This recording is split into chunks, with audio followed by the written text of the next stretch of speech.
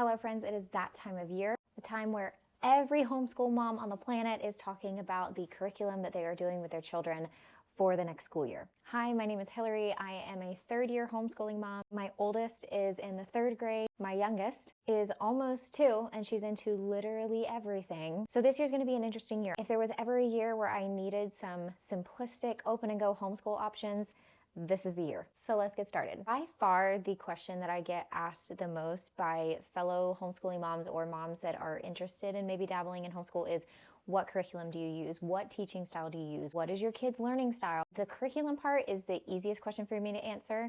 When they ask me how I chose my curriculum, that's a little bit more challenging. My teaching philosophy is that I don't really pick one style because I don't believe we all learn just off of one style. People say, oh, are you going with more of a Charlotte Mason approach or a classical approach or this, and this? And I say, I don't really know. And here's why I say that. Not because I'm not familiar with the way I like to teach or the way that Liam learns. I say that because I don't feel like either of us fit neatly into one category. So my background is in physical therapy. I have a doctorate level degree in physical therapy. And what I learned in physical therapy school is that really learning happens through all different methods. I think the best learning happens when there's a mixture of approaches, when there's flexibility and a willingness to be a little bit more hands-on in one area when you need it, but then back off and dig deeper into the reading when you need it somewhere else. You might learn best one way in one subject and learn completely differently in another subject. At least that's the way it was for me growing up. I thrived with certain teaching styles in one subject that didn't really work in other subjects. And so I thought, well, if that was true for me, I might as well be flexible for my own kid. And so far, going with that approach has been really successful for us. Does that mean there's been a lot of trial and error and a lot of hours spent looking at different reviews from other people who have been in the trenches? Yes, absolutely. But my other thing about picking curriculum is that I always pick curriculum that I know I can get a refund on if I don't like it. And I go in with the philosophy that if I try something and it doesn't work and we're just not vibing with it, it's okay. We can always change. There's no rule saying that we have to stick with something for the entirety of the year if we absolutely hate it. So going in with that mindset has taken off a lot of pressure. I try to give myself enough structure to where I feel like we are organized and we have a peaceful transition into our homeschool years, but I try to give myself enough grace to where if we need to change something, then we can, and it's okay. Now, we do a year-round homeschooling schedule, which I know is not everybody's cup of tea, and that's totally fine. But for us, we like it because it gives us a lot of flexibility to change stuff up if we need to. We have the time. And also, if we want to go a little bit faster in one subject, then that's okay too. So for example, math, I'll go ahead and start with math. We have done the Sunlight Math UC program. We're wrapping up our 3rd year of that. Like I said, this is my 3rd year homeschooling. Well, we went really quickly through the first book that we did. We started with Alpha and he flew through it. So when he finished early, we went right ahead and jumped into their beta program. He will wrap up Gamma in December probably, so we will buy the next step up of curriculum for that in probably January. And right now I'm debating whether I want to continue on with Sunlight Math UC for their Delta program or if I want to switch. And if I do end up switching, we will probably do Apologia and go in with their 4th grade curriculum. But so far, Math UC has been phenomenal. Here's what I like about Math UC. Math UC is a mastery-based curriculum. For us, for math, mastery-based has been wonderful. But the thing I like about Math UC is that it comes with manipulatives and it has systematic reviews in every single lesson. I felt like I needed to pause here and explain something really quick. I have never personally held a physical Apologia math book, but from what I can tell, the main advertised difference is that Math UC is advertised, like I said, as a pure mastery curriculum, whereas Apologia is advertised to have spiral review incorporated throughout. But like I said, Math UC also has systematic reviews woven to each lesson of the week. Now, theoretically, if a child masters a skill, that would mean that from a mastery approach, if they've proven to master it, then they could move on. But here's where I think individual teaching styles come into play. We always do the systematic reviews. which I think I point out in a minute, so I promise I'll remove this weird picture of me in a sec. But my point is that I'm wondering if I will find a lot of similarities between these two programs, and if maybe the main difference is just the presentation of the material itself. We shall see. So he's not just mastering a skill and then never reviewing it again. Every single week has a review of past skills that he has mastered. When we first bought the Math UC program, that was the most expensive purchase that we've ever done with the Sunlight Math, because we had to make sure that we ordered the manipulatives. But these have been used in each step up. So every time we've gone to the next level, all we've had to purchase is the level up set, which comes with the instructional guide and the worksheets or the student workbook. So if it's your first time purchasing a Math UC program, you'll order this. It comes with all of the blocks that you need, and it's been wonderful. All of the worksheets have perforated edges, and I don't like flipping through workbooks, so I tear all of mine out. What I do is I put them in a specific math drawer so that at the start of each day I can say, all right, bud, here are your math worksheets that you need to do today. Go grab them and go ahead and get started. At this point, he does most of his math independently. All of our instructional videos, each week comes with one instructional video, and all of those are online. They're about 5 minutes each, so we watch that on Monday, and then we go ahead and get started with the worksheets. We go through all of these worksheets. I have noticed that for Liam, that has been helpful with solidifying a skill. But each lesson is designed to cover about a week's worth of material depending on your child. It comes with 3 worksheets specific to the lesson. It comes with 3 systematic review worksheets that incorporate stuff from that week's lesson and past lessons. It comes with an application and enrichment worksheet, which basically just takes the skills that they've learned that week and applies it to different word problems and encourages them to think about that skill a little bit differently. And then you have a lesson test. After about 10 lessons, they have a unit test, and the program also comes with a final assessment for the entire year. There are 30 lessons total in each of the Math UC programs, which is plenty to cover for the entire year, especially if you incorporate review days, like days for them to go back and work on skills that maybe they need to freshen up a little bit. Now, like I said, I haven't decided if we are going to continue on with the Math UC Delta program after he finishes up Gamma, or if we're going to switch over to Apologia, but I will let you guys know. For language arts, we are switching it up this year. For 2 years, we did The Good and the Beautiful, and it was a beautiful program. I think it had a lot of elements that we needed for the season that we were in, but I felt a lot of conviction that it was time for our family to switch. So we chose to do Learning Language Arts through Literature this year for language arts, and I am just blown away by this program, sincerely. It is so simple. And the whole idea is that you are learning all aspects of language arts, your grammar, your writing, your spelling, all of it through literature itself. So you have book focuses for each unit, and we are doing the Orange Book this year. I went 1 level up. So this is technically their 4th grade curriculum. I went 1 level up because I felt like Liam was strong enough in his reading that if we went with the 3rd grade level, he might be a little bit bored, and I would rather stretch him a bit and fill in gaps where needed than for us to just fly through or have him be bored the entire curriculum. So we did level up.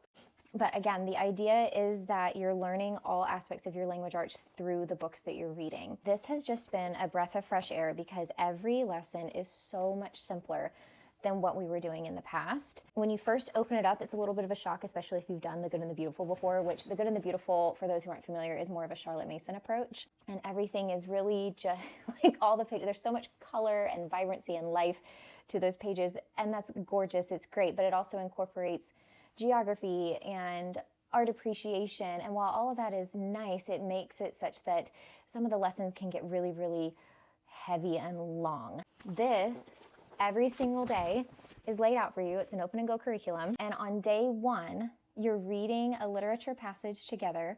Then you are practicing dictation. So you're going to read that passage to your child and they're going to write it down. You go through everything that they wrote down together to find your spelling words, maybe what grammar lessons we need to focus on that week. And When you go to the next day, it will suggest spelling words for you and will have grammar rules suggested for you to review. But each lesson throughout the week will tie back to that original literature passage that you read together. And that's literally it. It is, like I said, it's so simple. It's a breath of fresh air.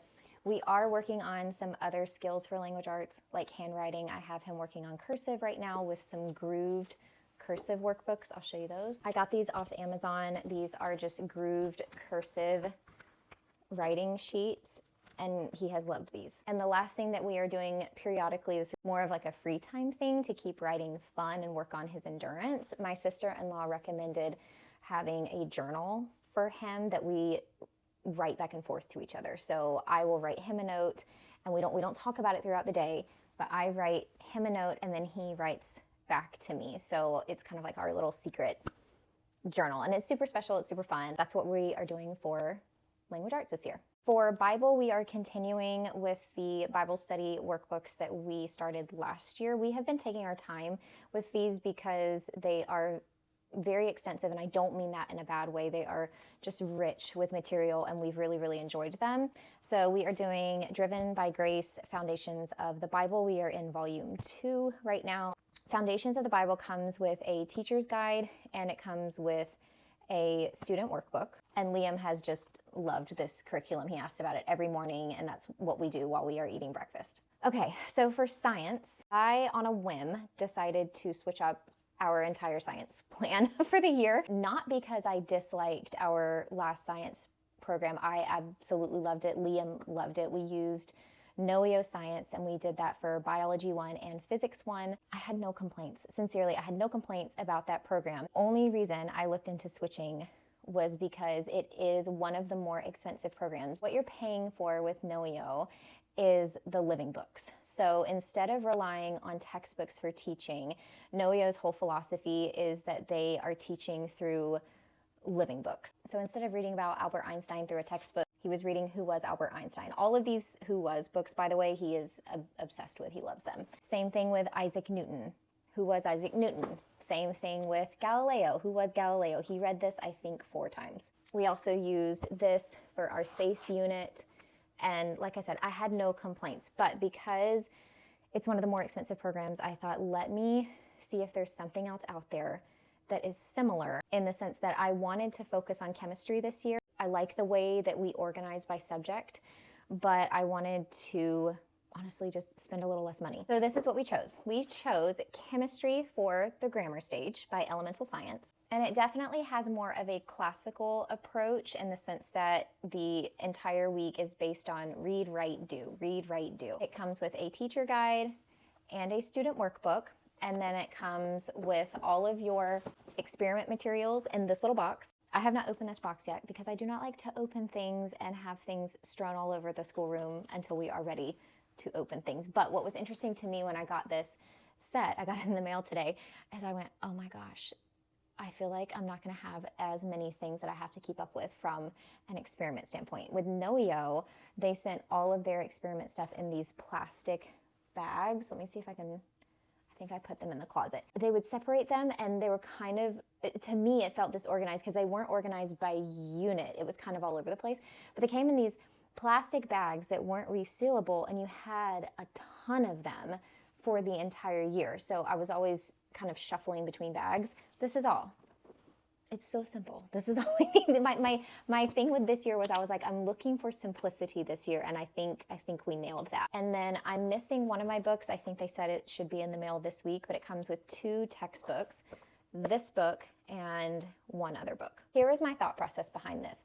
I definitely think that Liam thrives with the living books. My thought process was, I could go through and see the living books that Noeo recommends for chemistry, and whatever I feel like needs to be supplemented during our lessons here, I can go find either those books at the library or buy them, or find some similar books. So that is our plan for science. I'm excited about it.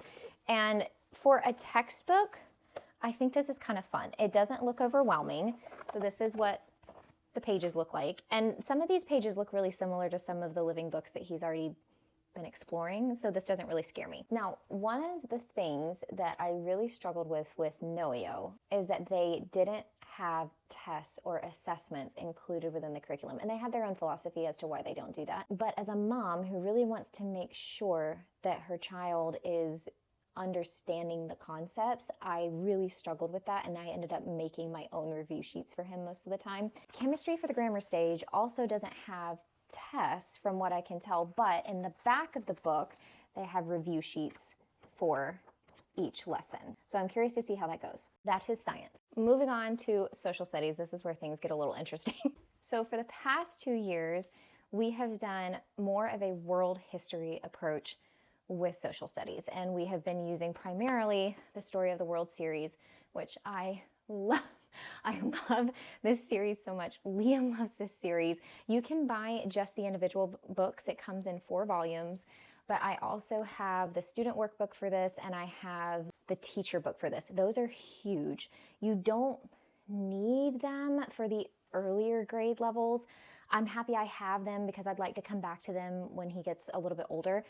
But these are phenomenal. I have no complaints about these. They're so comprehensive. He learns so much. I learn so much reading them. But I have to deviate a little bit this year because this will be our first year that we do standardized testing. I want to make sure that we are hitting all of the standards of excellence that Georgia has listed for social studies because that's what he's going to be tested on. And although this covers a lot, it doesn't cover everything that the state wants him to know at this level. So I customized our curriculum this year, and I am using a lot of information from this gem. This textbook is called Georgia and the American Experience.